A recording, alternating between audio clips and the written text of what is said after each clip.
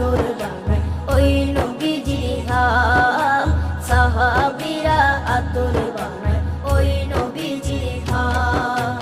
সাহাবীরা আতর লাগায় ওই নবীজির ঘাম, সাহাবীরা আতর লাগায় ওই নবীজির ঘাম।